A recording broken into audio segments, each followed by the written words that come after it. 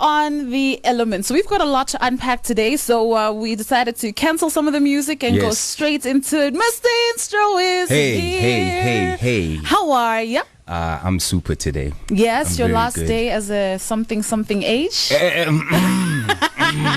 Yes, definitely. I actually, that's part of the reason why I'm in such good spirits. All right, it's Mr. Instro's birthday tomorrow. If you catch him on social media on @Mr_Instro tomorrow, show him a whole lot of love. You know he loves the attention. I do. I won't even lie. All right, getting to the producer spotlight today, we are taking a look at Bronx-born sample-extraordinaire producer Pete Rock. I'm super excited about everything that's going down today. Going to give you a very, very, very, very quick intro. Wow, intro. Please go ahead. I'm going to give a quick instro to everything that's happening. So Pete Rock was born in what's known as the birthplace of hip-hop, the Boogie Down Bronx, and raised in Mount Vernon. Now, music was a constant for him, and he got his start supporting Marley Marl in the mix on WBLS at the age of 16. Now, under his belt, he's got 11 albums spanning a 22-year recording career, and that includes a Grammy win for Rap Album of the Year for his contribution to Kanye West's My Beautiful Dark Twisted Fantasy. Over 25 years of DJing, producing, and remixing, career album sales at over 25 million, and also he's credited with over 1,738 samples, 20 covers, and 120 remixes. Why are we looking at him today? That's a beast right there, wouldn't you agree? Pete Rock is a beast. We're looking at him because he's definitely one of the greatest to ever, epitomize what a hip hop music producer is. I think Pete Rock, if you speak, he's like the producer's producer. You know? If you speak to people like DJ Premier, people like you can't speak to Dilla, may he so rest in peace, but very influential music producers, you definitely hear Pete Rock's name come up. So basically I wanted us to discuss him, right? But also, the whole technique around sampling, because that's what we know him for. You know, he's one of the people that really mastered the art of sampling, and he took it to the next level where people now created a distinct sound to what hip hop, particularly from the East Coast, the Bronx, sounded like, and Pete Rock is one of the pioneers for that. All right, so for anybody who might not know, we're just going to get a little bit technical. What is sampling? Sampling is a music production technique where artists take a section of existing audio and repurpose it into a new creation. Now, it says artists will use a hardware sampler such as an Akai MPC. Is that correct? That's spot on. All right, or a sampler plugin, correct? Or their DAW to create a sample, correct? Yes. All right. Now, but can I please just interject there? Yeah. It goes a little before that, right? Before we even talk technicalities, we talk DAWs, we need to talk about interpretation. Okay. Right? I love that. That's how it sampling really started. It started off hearing Beethoven, hearing all the musicians of the 1800s, and just interpreting what they do, right? And making that your own thing. So basically, if I have a guitar or I have a piano, and I listen to Beethoven and take the chord progressions of whatever they're playing and then just make it funkier, and then it becomes something completely different, right? It becomes a new thing, and that's pretty much where sampling kind of was birthed, right? And then how it actually technically became sampling was on the emergence of turntables. Okay. Right? I'm speaking this slow because because it's a lot of information. The emergence of turntables, right? That's why Pete Rock is also a producer, is a DJ as well. Most producers, particularly from that age, DJ Premier, all of them are Timbaland, all of them are DJs. They can, because when you sample from vinyl, right? So that's pretty much where that came from. In fact, sampling in hip hop is pretty much as old as hip hop. True. You know, because it started off with, you know, Kool Herc playing funk records, yes, right? Jazz records, you know, records that would keep the you know, the section of a, you know, of a funk song or a jazz song that would loop and loop and loop and create a different sound of its own. Yeah, and I think from that also, that's where we saw the birth of breakdancing, because that was, he would play the breaks of the song, and then they would jump onto the floor, and then from there it was like, oh, this is this thing, it's called breakdancing because of the breaks and because of what the DJ was doing with the music. Yeah.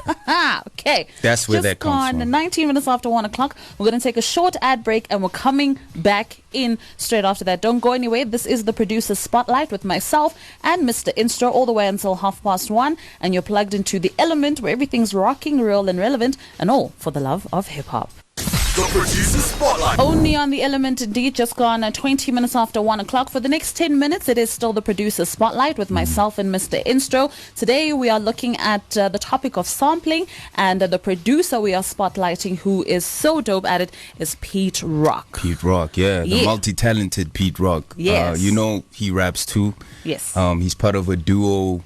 Well, he used to be part of a duo called Pete Rock and CL Smooth. Yeah. They made some banging joints, 2 albums, and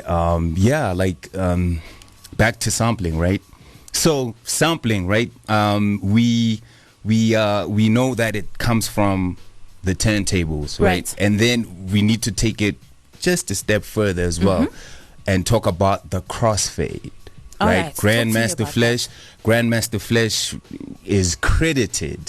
We don't know if it's true or not. Yes. But he's credited to have discovered the crossfade, which means you're playing one thing and you're playing another thing on the other turntable at the same time. Yes. And I think that's where a lot of, you know, the sampling kind of started to make sense. That's before the you know, your DAWs came into play, where, okay, so now I can play 2 things, 2 channels, all at once, and it would make a unique sound. Yes. Right? And then obviously the emergence of, you know, samplers, the samplers you mentioned here, they actually kind of made the world of it, make things easier, basically, so that you can use more than just 2.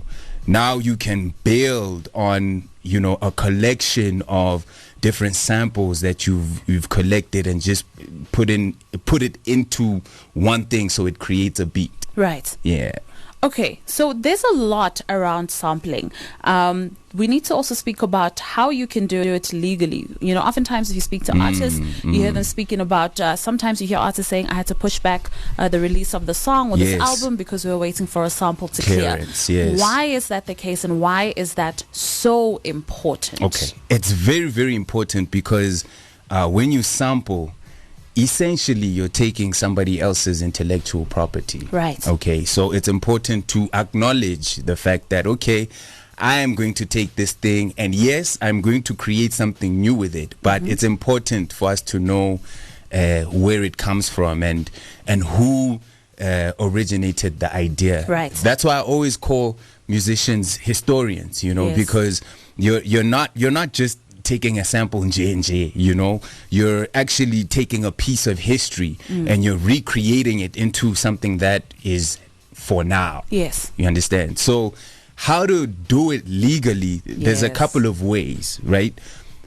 How I would do it is I would create relationships with labels. Okay. Right? A&R guys, and I'd really encourage music producers to really make an effort to have relationships with different kinds of people within the music industry. Okay. It doesn't just have to be artists. It doesn't just have to be, you know, other producers. It's important to to branch out, speak to executive producers, speak to money guys, speak to A&R, speak to people that plug the music, marketers, just so you have a better idea of how the music industry works. Right?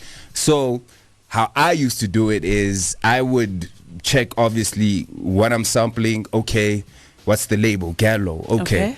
So I would make my way to Gallo or make a call. I've got this song that I need clearance of. Okay, most of the time they'll just tell you that okay, cool, so you need to come in and we need to hear the song. Okay. Just so that they can understand if they stand to make any kind of money, or basically to determine the value of that song. Okay. Right? And 9 times out of 10, they'll agree if you're good enough, and obviously if you've got a plan for the song, 100%. They'll agree. But the tricky part is on your publishing, right? All right? That's where the negotiation starts, and that could be anything from 5% to 100%. They are allowed, and there are certain instances where they have taken everything. Oh, God. Everything, Okay. But if you're passionate about the song, and because the music business has shifted, it's okay if they take 100%.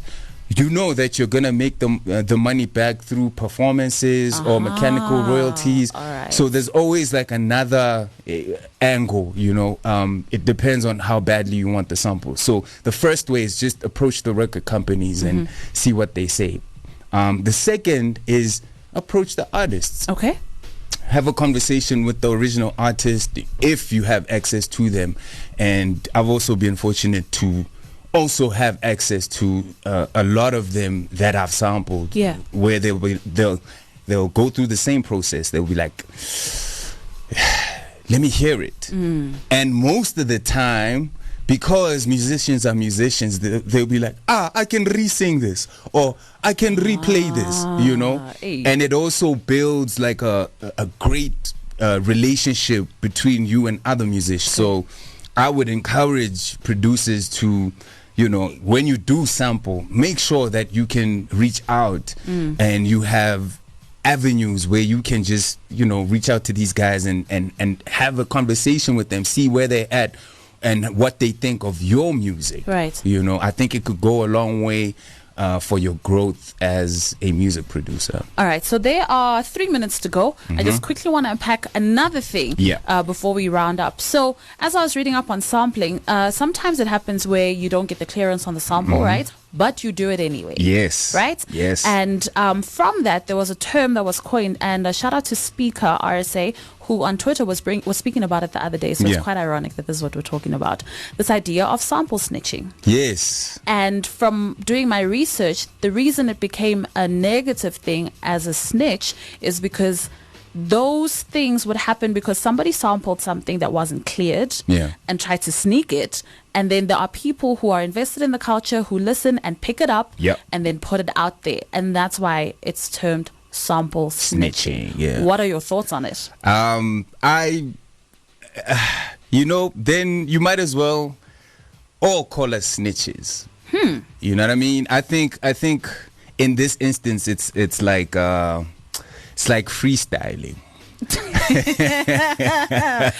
That's an inside joke. Where we going? Yeah, it's like freestyling. The term freestyle originally means that you rhyme from the top of your head. Freestyle today is a completely different meaning. But when you sample snitch, that means that you essentially don't want the owner of the music to know that you did that. But the truth is, man, we're dealing with digital right now, whereas you can just download it at Timberland's drum pack and manipulate it somehow, some way, and those are your own drums. You know what I mean? So I wouldn't take offense to somebody calling me a sample snitch, because that's really, there are certain things that I don't want them to know. There are certain, like for instance, I'll sample a some Scandinavian music, right? Like reaching out to them is next to impossible. Yeah. You know what I mean? So in respect to what they did, right, I'll make an effort to make sure that they can't recognize what I've done in their music. You know, and I think that's important. Unlike when you like Fugees, right? When you listen to Ready or Not, right? That's a Enya sample, and that's Enya's voice, okay? And apparently there was an issue with sampling there. And I think that the least you can do is just notify them and say, yo, this is what's guys, popping. we've done this, especially when you're making music at that scale. You know, I think that's also very important for the original person to know how much they stand to lose. Sure. Yeah. Okay. Alrighty, that's been our producer spotlight for today. It's just gone 1:30. It always goes by so quick. Again, I'm gonna try for the last time. Abutaka, let's think about an hour. No, it's frustrating now. Yes, so Mr. Instro is frustrated, and usually when that happens, he will do whatever it takes to solve the problem. And we already know the solution to the problem. The solution to the problem is to make the producer spotlight an hour. So as the weeks go by, let's see how frustrated he gets and if he's willing to take the plunge to make it an hour. Xoli is here, going to give us a quick news update, and then we're going to get into our appreciation for the day.